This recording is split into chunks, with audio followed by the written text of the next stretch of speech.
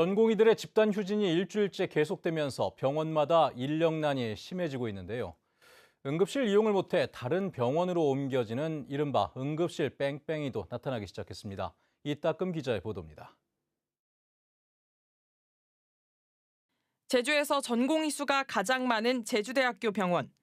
95명 가운데 71명이 출근하지 않으면서 경증 환자가 응급실 진료를 받지 못하는 사태도 생겨나고 있습니다.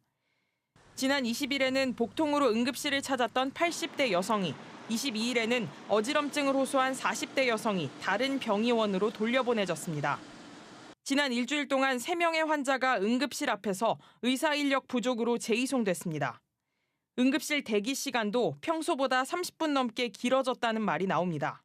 다른 때 같은 경우에는 오면은 빨리빨리 피 검사부터 시작해서 쭉 하는데 이번에는 피 검사 하는데도 시간이 되게 오래 걸리고 그다음에 와서 처치하는 거나 이런 것도 다른 때보다는 많이 늦어요.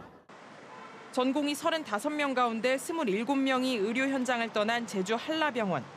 전공의가 주로 배치됐던 중환자실은 일손 부족과 업무 과부하가 심각해지고 있습니다. 중증 환자를 진료하는 분야는 모두 다 아시다시피 야간 휴일에 집중되고 한 명이 진료하는 것이 아니라 다수가 들어갈 때는 반드시 전공의나 인턴이 들어가기 때문에 그쪽 인력에서 상당히 어려움이 많이 호소되고 있기 때문에 제주에서도 전공의 집단 사직 여파가 커지기 시작하자 제주도는 응급의료지원단을 긴급 운영하기로 했습니다.